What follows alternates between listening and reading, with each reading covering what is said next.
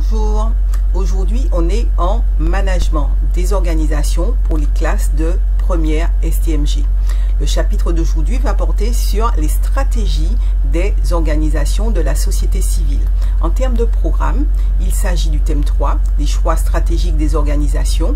Le point 3.3, c'est-à-dire les organisations de la société civile peuvent-elles se passer de stratégie? Et en termes de notions, nous allons voir les notions d'objet social, de domaine d'activité, de pérennisation des ressources humaines et financières, de développement de l'organisation et de transparence. Pour voir ces différents points, nous allons suivre un plan en 3 parties. Petit 1, dans quel contexte les organisations de la société civile évoluent-elles? Petit 2, quelles contraintes déterminent la stratégie des organisations de la société civile? Et enfin, les orientations stratégiques pour les organisations de la société civile.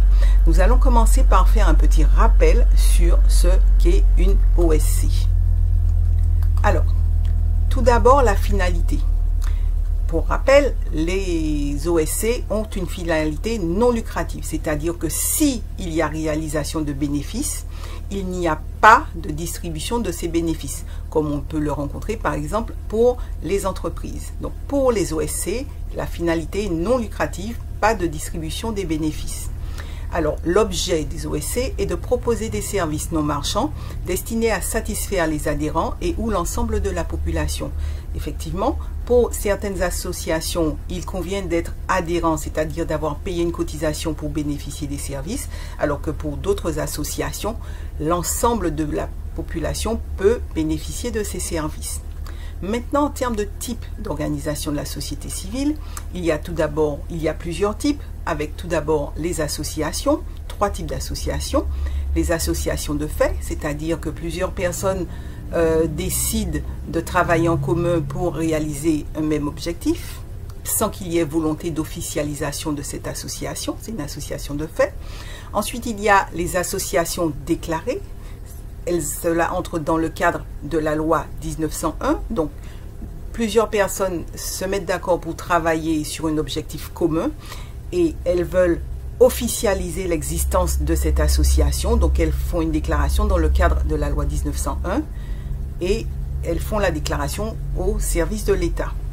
Et enfin, les associations reconnues d'utilité publique, il s'agit d'associations qui sont déclarées, mais qui bénéficient en plus d'une accréditation, d'une reconnaissance du fait que leur activité est d'utilité publique. Et c'est l'État qui attribue cette reconnaissance d'utilité publique. Ensuite, il y a les syndicats. Alors, on va immédiatement penser aux syndicats de salariés, mais il existe plusieurs types de syndicats. Ensuite, il y a les fondations. Et enfin, les ONG, organisations non gouvernementales. En termes de fonctions, ces OSC existent pour, par exemple, le partage de loisirs. On pense immédiatement aux associations sportives, par exemple. Ou alors, elles existent pour la défense des intérêts. C'est le cas, par exemple, des syndicats. Pour mener à bien une activité caritative et ou humanitaire. Ou encore pour exprimer et promouvoir des idées. En termes de ressources, les organisations de la société civile sont comme toutes les organisations, c'est-à-dire qu'il y a la même déclinaison que pour les autres organisations, à savoir donc ressources humaines, ressources matérielles, ressources immatérielles, ressources financières et ressources technologiques. Maintenant, celles qui retiennent l'attention dans les OSC, ce sont d'abord les ressources financières, puisque le mode de financement est particulier, puisqu'il s'agit essentiellement de dons, de legs, de subventions et de cotisations. Et enfin, les ressources humaines, puisque les organisations de la société civile recourent au bénévolat et au salariat. Maintenant, on va passer à la première partie, c'est-à-dire le contexte des OSC. Alors, en ce qui concerne le contexte des OSC, il y a 2 aspects importants. Tout d'abord, une évolution constante du contexte dans lequel elles évoluent, mais aussi la raréfaction des ressources. Alors, en raison de l'évolution de la société, il y a une augmentation du nombre des organisations de la société civile. Cette augmentation est liée à plusieurs facteurs. Donc, il y a les récessions, les conflits armés, les attaques terroristes, les dégradations environnementale, la crise qui augmente les besoins de solidarité et aussi la volonté d'engagement des citoyens et l'importance de la vie démocratique. Donc pour toutes ces raisons, effectivement, il y a une augmentation du nombre des organisations de la société civile. Et cela a été constaté depuis la promulgation de la loi 1901 qui, justement, encadre l'activité de ces associations. Et donc, cette augmentation du nombre des organisations de la société civile fait qu'il y a une concurrence entre les associations et elles se retrouvent à devoir partager une enveloppe de contribution, c'est-à-dire les subventions, les dons, les legs, etc. Mais cette enveloppe tend à diminuer. Cette enveloppe tend à diminuer en raison de plusieurs facteurs. Donc d'abord le déficit public structurel, ensuite la décentralisation qui fait que les organisations publiques ont de plus en plus de missions à assurer, alors qu'en face il y a une baisse générale des financements de la part de l'État, et enfin généralement la baisse des financements de la part de l'État qui fait qu'en fait l'enveloppe des contributions, c'est-à-dire l'enveloppe des ressources financières de ces OSC, elle tend à diminuer. Donc ce qui fait qu'il y a une raréfaction des ressources et cela les contraint à mettre en place des recherches de financement alternatif, qu'ils soient publics ou privés. Maintenant, on va voir les contraintes qui déterminent la stratégie de ces organisations de la société civile. Alors, deux grands types de contraintes. Tout d'abord, l'objet social et les ressources. Alors, l'objet social, ça définit l'activité de l'organisation de la société civile. L'objet social d'une organisation de la société civile correspond à son activité, à l'activité qu'elle exerce. Et il détermine son champ d'action. Et les décisions qui seront prises et votées en Assemblée générale doivent obligatoirement s'inscrire dans le champ d'action de l'objet social. Ce qui fait qu'en fait, elles ne peuvent pas intégrer n'importe quel type d'activité. Leurs activités doivent s'insérer dans leur objet social.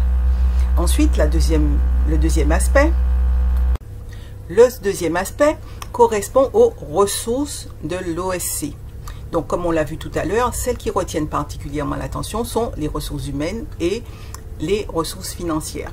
Alors, pour fonctionner en termes de ressources humaines, les OSC font appel aux bénévoles et aux salariés. Maintenant, il y a une nécessité pour réaliser les activités de l'OSC, il y a une nécessité que ce personnel, qu'il soit bénévole ou salarié, soit compétent, qualifié et fonctionne dans une logique de professionnalisation.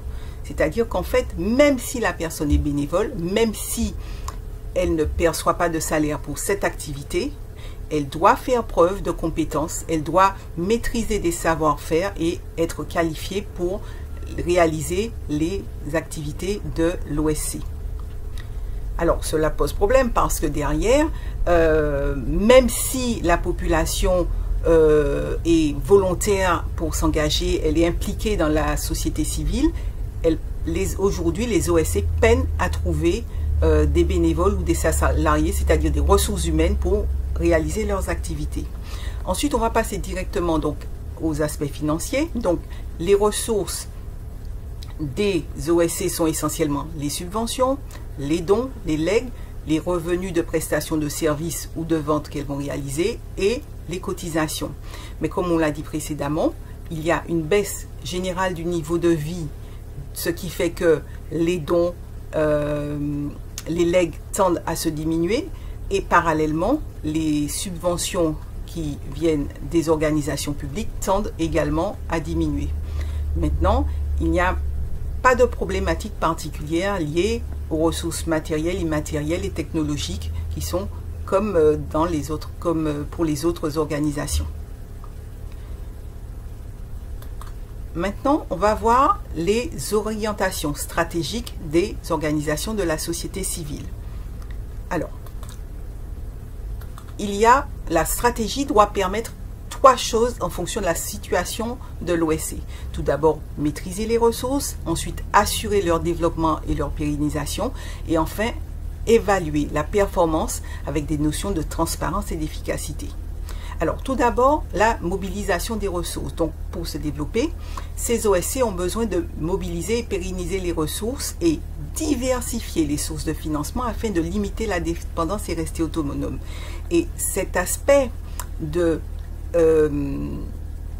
limiter leur dépendance est importante parce qu'une OSC qui ne fonctionne qu'avec des subventions, le jour où il n'y a plus de subventions, elle ne peut plus continuer à payer ses salariés, à payer ses locaux et donc plus globalement à réaliser ses activités. Donc, il est très important qu'elles diversifient leurs sources de financement. Et donc, en fait, ce qui les pousse à trouver des alternatives au financement classique, c'est-à-dire mettre en place, par exemple, des partenariats avec des organisations publiques et privées qui peuvent apporter un soutien en numéraire ou en nature en contrepartie de retombées commerciales, c'est-à-dire un parrainage, ou de manière désintéressée, c'est le cas du mécénat. Donc, en fait, elles doivent trouver d'autres possibilités dans le cadre du parrainage ou du mécénat pour trouver des financements. Elles peuvent également développer des activités marchandes destinées à récolter des fonds. Mais dans ce cas-là, il y a une nécessité de créativité pour pouvoir trouver des activités marchandes qui entrent dans le cadre de leur objet social, puisque je rappelle qu'elles sont contraintes par leur objet social. Alors, on va faire un petit point particulier sur les associations reconnues d'utilité publique. Donc, par décret en Conseil d'État, leur objet est jugé d'intérêt général. C'est par exemple les associations de lutte contre certaines maladies. Cette reconnaissance leur permet de recevoir des dons et des legs, mais elles doivent en contrepartie présenter de sérieuses garanties et sont soumises à un contrôle administratif plus strict, notamment de la part de la Cour des comptes. Mais c'est vrai qu'elles bénéficient dans le cadre de cette reconnaissance d'une notoriété qui leur permet plus facilement d'obtenir des fonds. Alors, le deuxième point des orientations stratégiques était pour assurer le développement de l'organisation.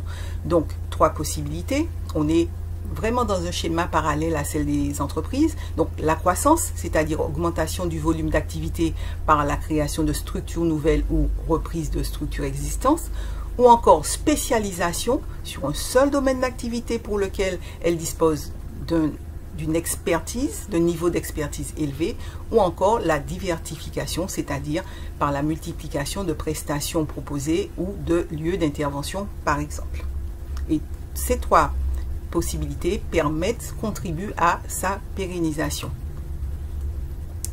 Alors, maintenant, l'évaluation de la performance atteinte. Donc, premier point, elles doivent rendre compte à tous ceux qui participent à leur fonctionnement et leur permettre d'exister. Ça veut dire qu'elles doivent rendre compte de leur activité à leurs bénévoles, à leurs salariés et à leurs donateurs.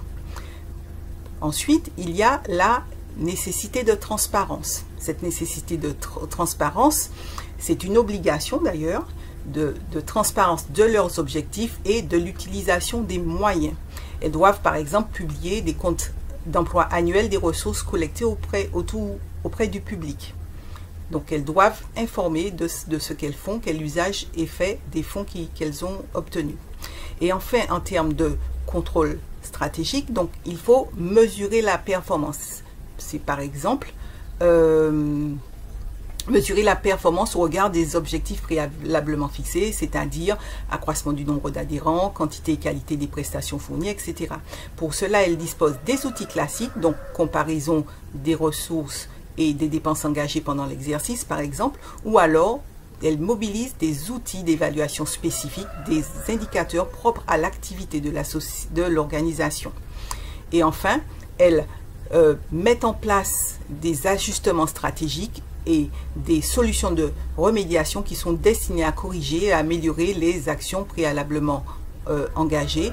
Par exemple, elle peut faire appel à de la générosité du public ou bénéficier de subventions ou encore abandon de partenariats jugés peu efficaces ou poursuite des projets réussis. Donc, on en a terminé pour ce chapitre. Donc, je vous ai fait un nuage de mots avec les points importants de ce chapitre. Je vous remercie.